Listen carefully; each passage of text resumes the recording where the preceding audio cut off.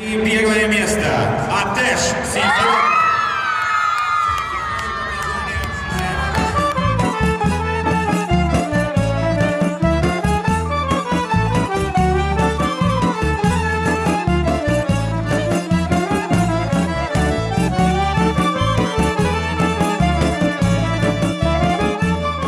Конечно же, когда мы едем на любой конкурс, мы хотим стать победителями, мы хотим добиться, получить первые места, но, конечно же, очень переживали и хотелось, участвуя там, уже было неплохо. Когда мы узнали, что мы чемпионы России, конечно же,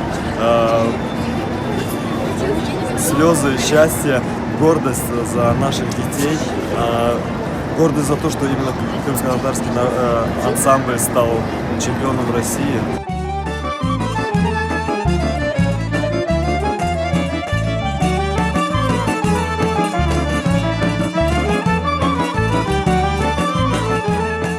Раз, два, три, четыре, пять, шесть.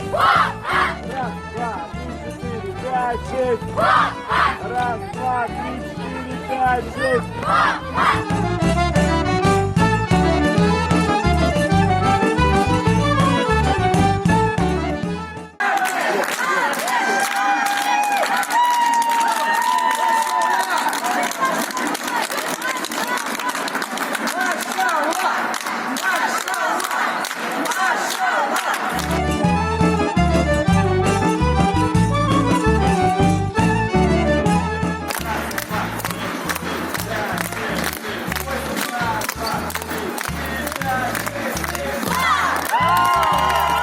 Очень долго и упорно тренировались. У нас были тренировки по 3, по 4 часа подряд.